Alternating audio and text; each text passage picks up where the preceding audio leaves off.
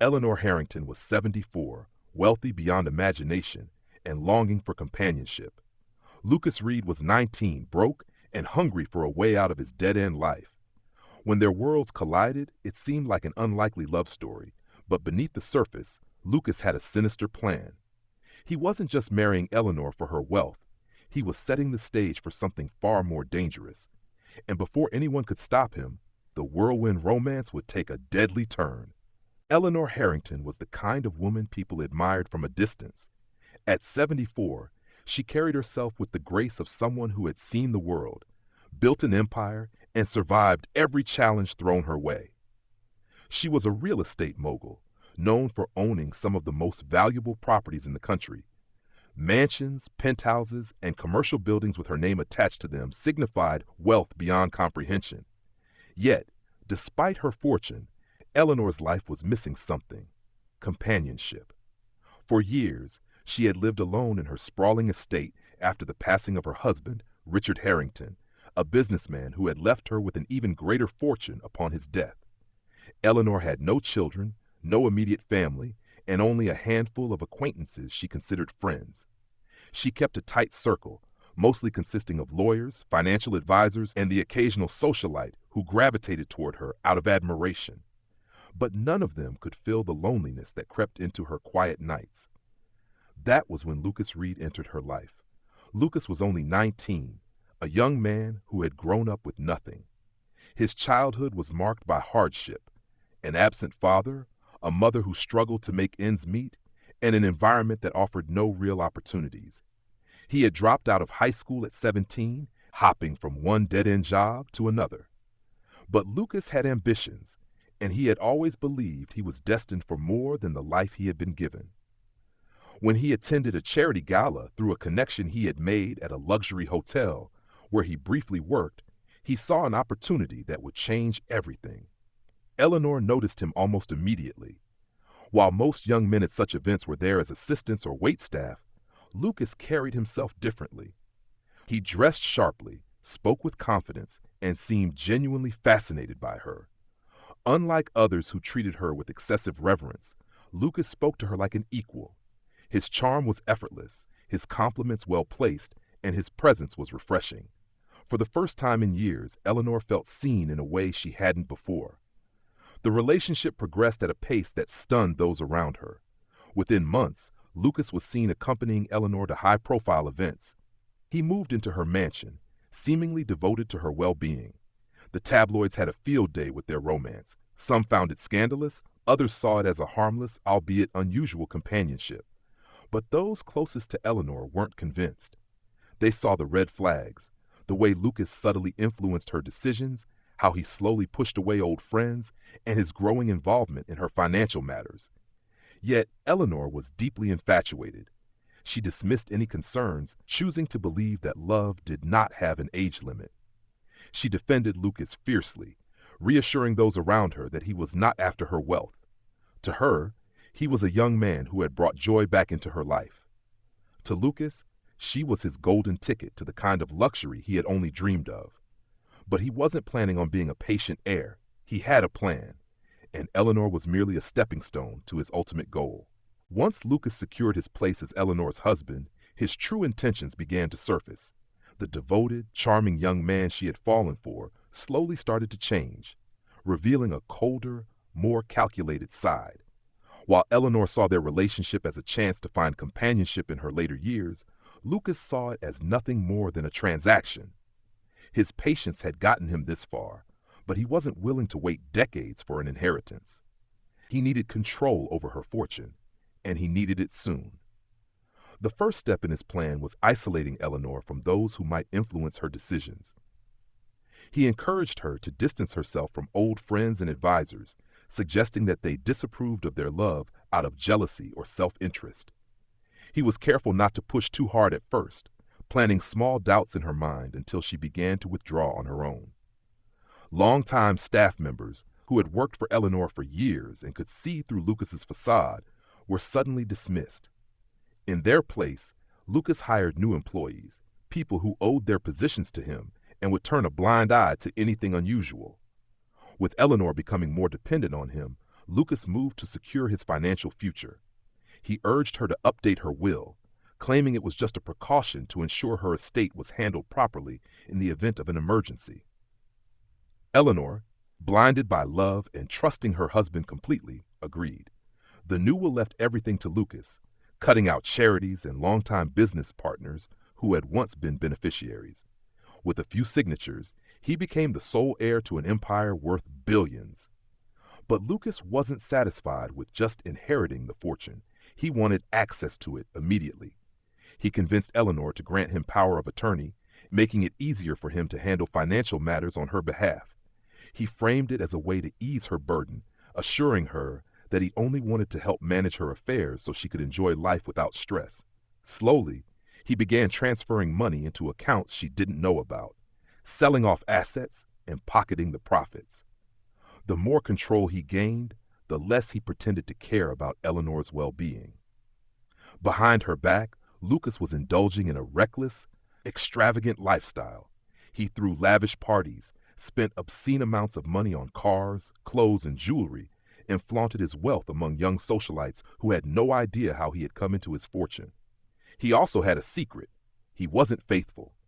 While Eleanor remained at home, unaware of his betrayals, Lucas was entertaining younger women in expensive hotel suites, growing more arrogant by the day.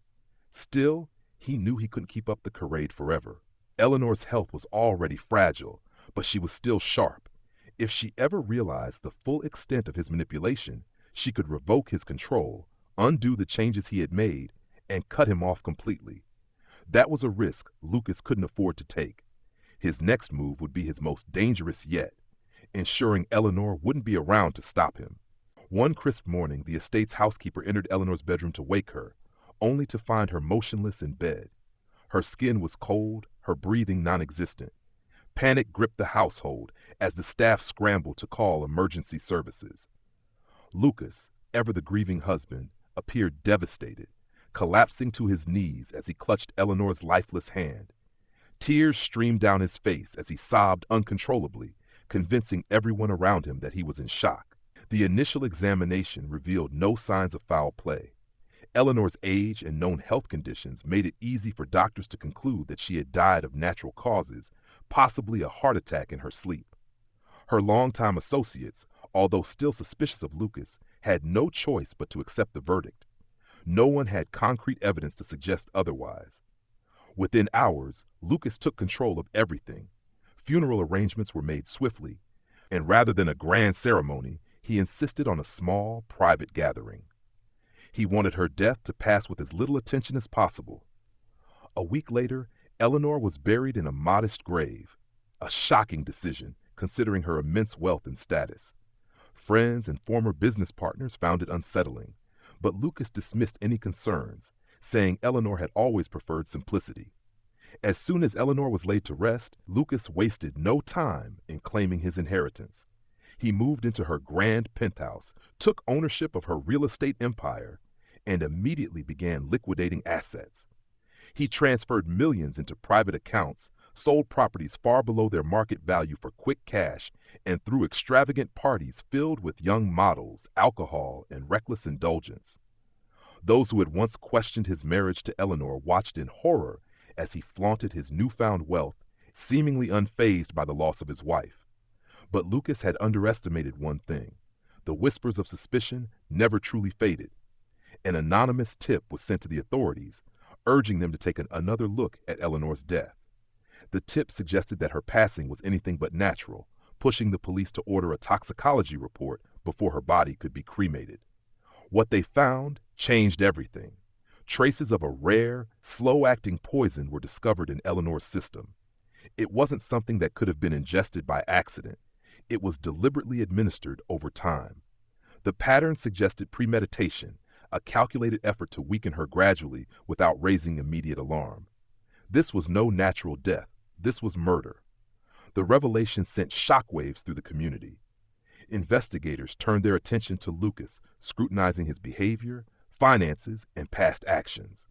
His extravagant spending spree, the abrupt changes in Eleanor's staff, and his rushed efforts to seize her fortune painted a damning picture. While Lucas basked in his supposed victory, The walls were already closing in around him. With a full-scale investigation underway, authorities now had one crucial question to answer. Was Lucas acting alone, or was someone else involved in Eleanor's untimely demise? As investigators dug deeper into Eleanor's death, the web of deception Lucas had spun began to unravel. What once seemed like an untraceable crime now exposed a series of careless mistakes, each one leading authorities closer to the truth. The toxicology report had confirmed poisoning, but proving that Lucas was responsible required solid evidence. The police retraced Eleanor's final months, scrutinizing every aspect of her life, and what they found painted a sinister picture. Financial records showed unusual activity. Large sums of money had been transferred from Eleanor's accounts into new, hidden holdings, accounts that were created shortly after she married Lucas. These funds had been used to purchase luxury items, expensive gifts, and even cover lavish vacations that Eleanor herself had never attended. Lucas had made a fatal mistake. He started taking her wealth before she was even gone. Phone records revealed even more damning evidence. Lucas had been communicating regularly with a woman investigators had never heard of, a mysterious figure who appeared in no official documents but had received frequent wire transfers from Lucas's accounts. Suspicion grew that he had an accomplice, someone who had played a role in Eleanor's slow demise. The question was, who was she, and how involved had she been in the crime? Determined to build an airtight case, investigators turned to security footage from the weeks leading up to Eleanor's death. At first, nothing seemed unusual, just a devoted husband tending to his ailing wife. But a closer look revealed subtle details. Lucas handling Eleanor's medication with unusual caution, emptying drinks and refilling them before handing them to her, and occasionally meeting a young woman outside the mansion in the dead of night. The woman, now their prime suspect, was finally identified, Sophia Hale, a 22-year-old waitress with a history of financial struggles and a deep connection to Lucas. Confronted with these findings, police began tracking Sophia's movements. They discovered that she and Lucas had been in a relationship long before he met Eleanor. It appeared that their romance never ended, even after Lucas married the billionaire widow. Their plan had been in motion from the very beginning.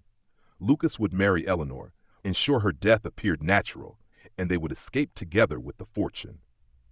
When investigators brought Sophia in for questioning, she initially denied any involvement. But when confronted with financial transactions, phone logs, and surveillance footage, her confidence wavered. The pressure mounted, and realizing that Lucas had spent the money on himself while promising her a future they would never have, she began to turn against him. Lucas, meanwhile, remained oblivious to the storm gathering around him. He continued to revel in his newfound wealth, unaware that the authorities had already secured a warrant for his arrest. What had once seemed like the perfect crime was now falling apart, and the final betrayal that would seal his fate was about to take place. Lucas was arrested in the middle of a high-profile gathering at Eleanor's penthouse, surrounded by the luxury he had stolen. Dressed in an expensive tailored suit, holding a glass of champagne, he barely had time to react as officers stormed in. His guests watched in stunned silence as he was placed in handcuffs and escorted out of the building. The man who had fooled the world into believing he was a grieving husband was now exposed for what he truly was, a calculated murderer who had let his own arrogance seal his fate. As he sat in the interrogation room, Lucas maintained his composure. He denied everything, insisting that he had loved Eleanor and had never harmed her. But the evidence against him was overwhelming. The financial records, the surveillance footage, the toxicology report, all of it painted a damning picture. Still, investigators needed one final piece to ensure he wouldn't escape justice. That piece came in the form of Sophia Hale, the woman who had once been his willing accomplice. Faced with the reality of a life sentence, she had no intention of going down with him. In exchange for a reduced sentence, she agreed to testify, providing investigators with every detail of their plan. She admitted that she and Lucas had conspired to kill Eleanor, explaining how he had slowly poisoned his wife while keeping her isolated from those who could have saved her. She also revealed something even more shocking. Lucas had planned to betray her. In secret messages found on his phone, He had boasted about keeping the entire fortune for himself, calling Sophia a temporary asset in his grander scheme. Once Eleanor was gone and he had secured the money, he intended to cut ties with Sophia, leaving her with nothing. Learning this, she showed no remorse, as she exposed everything, ensuring that Lucas would never walk free again. The trial was swift and brutal. Prosecutors painted Lucas as a cold-blooded predator who had manipulated and murdered for financial gain. The jury listened as Sophia recounted their plan, as experts detailed the slow-acting poison found in Eleanor's system, and as forensic accountants laid out the extensive financial fraud Lucas had committed. The once charming young husband was now just a desperate man, his carefully constructed lies collapsing around him. The guilty verdict came as no surprise. Lucas was sentenced to life in prison without the possibility of parole. His confident smirk was gone as the judge delivered the final ruling, ensuring he would never see freedom again.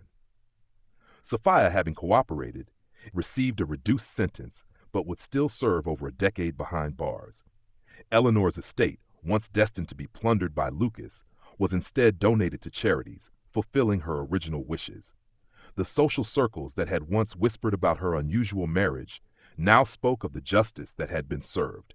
In the end, Lucas had gained nothing from his crime except a lifetime to reflect on how his own greed had destroyed him.